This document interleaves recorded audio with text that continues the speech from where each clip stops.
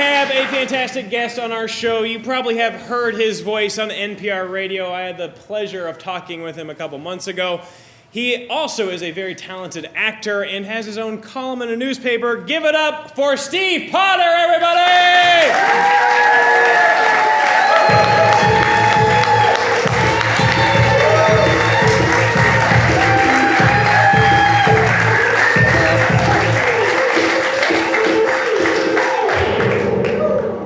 Steve, thanks for coming on the show. You're welcome. Why are you making fun of Alton, though? Oh. Because I live in Alton and I have Sudafed in my car. So you haven't made it yet? No. That's for later. We get out at 11, right? Yeah. You got to get that thing on the street. Well, Steve, thanks for coming on the show. You're a little bit of a St. Louis... It's the icon. I'm going to call you an icon. Everybody knows your voice. I know your voice when I'm driving in my car. You do the very popular show Cityscape. I do. It's an art show. You interview people in the arts community in St. Louis and outside of Arts and St. culture Louis. is what we call it. Very cool. That's right. Mm-hmm. So is that a show, did you come up with that show, or is that something that you were just a producer? I can't believe you're going there. Haven't you heard about the city... Haven't you heard about the Cityscape curse? No. No, I'm not kidding. The two hosts before me died. What? Wild. No, and I'm not kidding.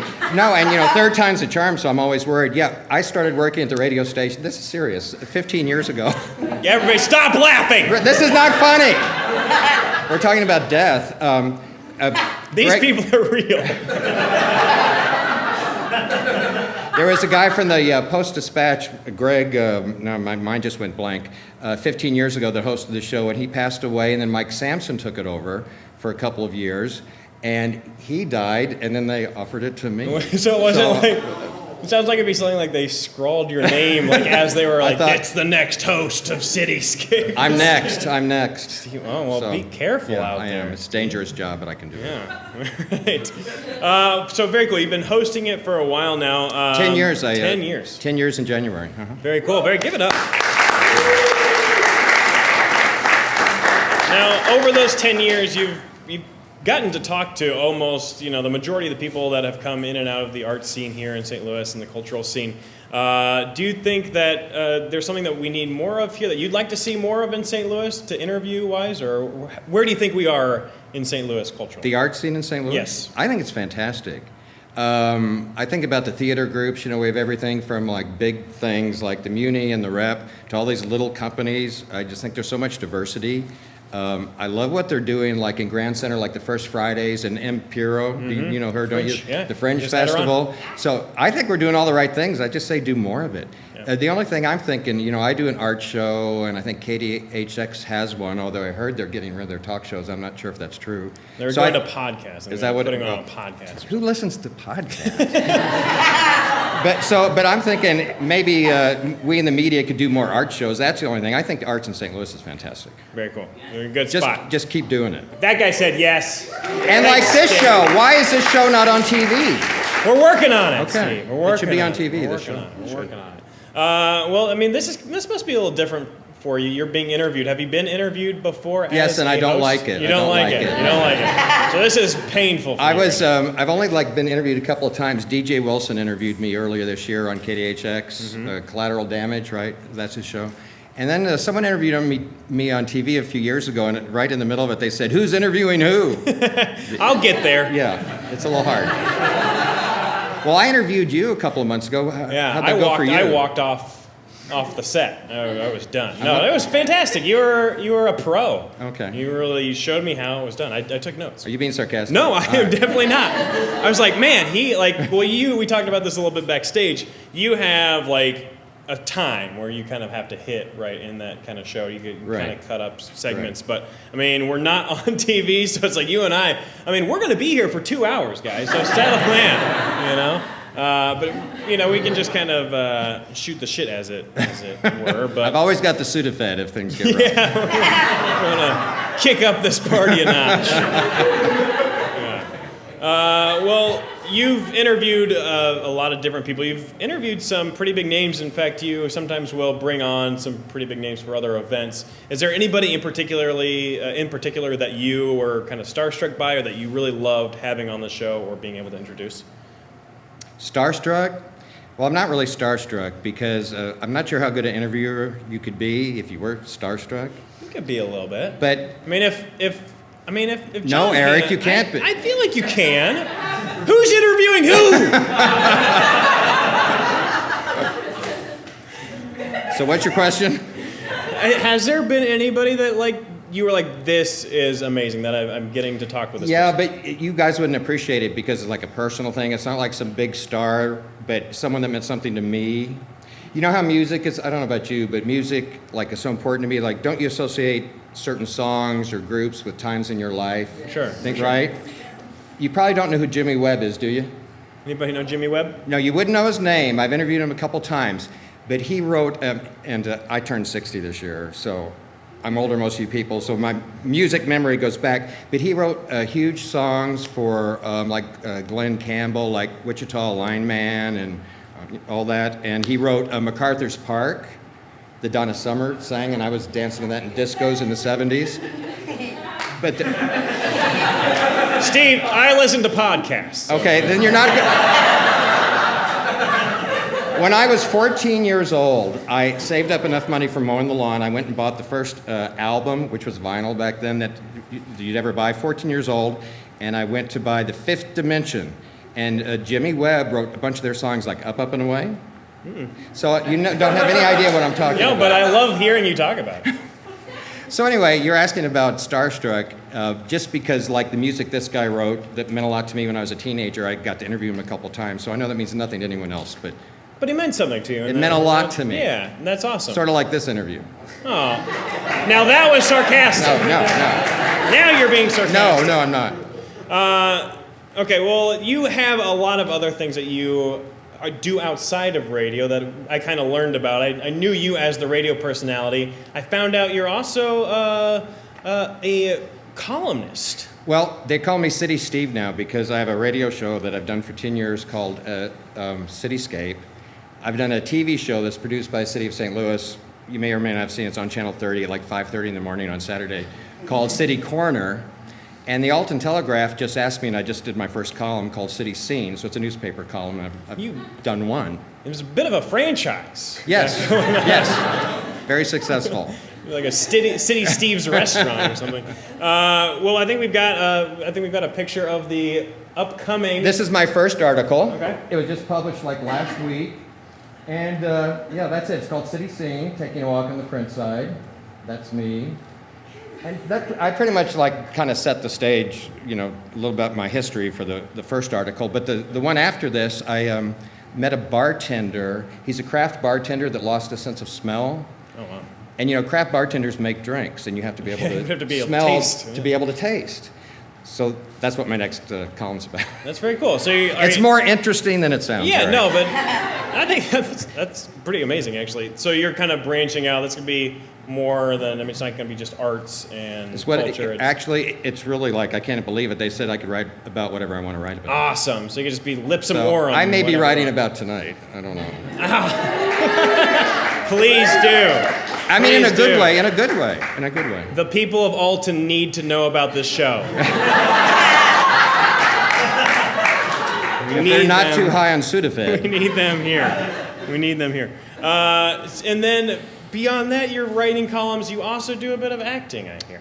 Well, not like Hollywood blockbusters or anything, but I've been doing like acting in movies that are made around St. Louis for a few years, and I really enjoy it. Mm-hmm. I've done like 3 Eric Christensen movies. He kind of keeps a low profile in St. Louis, but he really has a fan base around the world, really. He does sort of horror movies. Okay. So I just did my 3rd one for him called In Memory Of. I just have a small part. Did you get mangled? You can't say. That was before I got on set. No, that was a joke. Long story short, the star of the show, this woman, she's involved in this murder, and she takes off on this cross-country fleeing escapade in her car, and I'm this hitchhiker. She I thought she's going to turn on the radio and there you were. No. She stops at this gas station, and this hitchhiker she picks up, and we have this conversation in the car, and then I might just be a figment of her imagination. Oh. That's all I can say. That's Fight Club. No. I don't know. I've never seen it. Now, that also, you did a kind of a harder hitting drama that I saw. I haven't seen it. It's making its rounds through the festivals right now. It's going to be here in St. Louis. This is really exciting. It's called Four-Way Stop. This woman named Effie De Silva, she's from St. Louis. Do you know Effie? Yes. Our camera guy, it's got to be good if our camera guy knows. She's from St. Louis originally. She lives in New York City now, and she came back last year to make this movie, and I auditioned for it, and I got a part. And what's so interesting about it is, and I haven't seen it, but I think it's really going to be good. And it was like written and filmed right before Ferguson and Michael Brown and everything. But it's so timely because it's about this young black guy growing up in a poor urban city, North St. Louis, and his mother's a mess. She's got a horrible boyfriend. His father's a drug addict. You know, he's got a lot of challenges. His friends on the street, but he's just trying to like make himself better, and he's fighting prejudice because he's stereotyped because of where he comes from and the way he looks. So it's perfect. But my part in that is he comes to my office to be interviewed for a job, and he waits for a couple of hours one day, and they never call him because of the way he looks. He doesn't have on khaki pants. He doesn't look at the. So he comes back the next day to confront me, and he barges into my office and confronts me, and that's what my scene is. Yeah, and we can't show the clip because apparently it's such a pivotal scene. This is for real. Like, why are you laughing when you say that? No, it's true. The director, I mean, it was interesting because we were like, well, can we get a clip? And the director's like, no.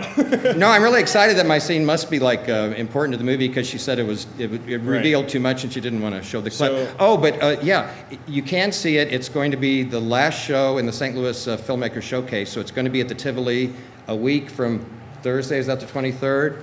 7:15 at the Tivoli, so come join me because I'll be there.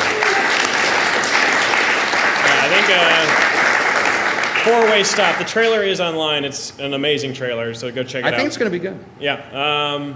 So real quick, see, you've dabbling in acting, and I want to see a little bit of this in action. Okay, listen, they've got a clip. This is embarrassing. Okay. This is a really low-budget film, but actually this showed at the St. Louis Film Festival last year at the Tivoli, and it's a comedy. It's called The Regency, and it's about this crazy hospital where the doctors are kind of weird. And anyway, I play a senile proctologist. But they just said proctologist. You gave it your own spin. No, he's senile. Okay. He gets his terms mixed up. He's not sure what he's doing. So are we going to see part of this? Yeah, we're going to see part of it. I apologize ahead of time. Yeah. All right. So we're going to show a clip from The Regency with Steve Potter.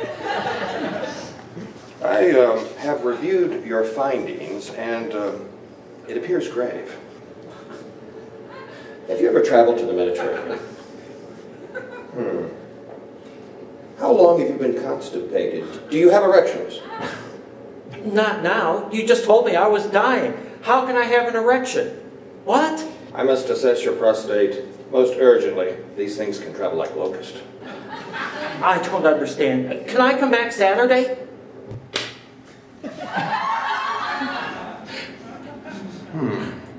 Seems arduous, yet plain. Tell me something. Any anal action, and don't lie to me, I'm a doctor.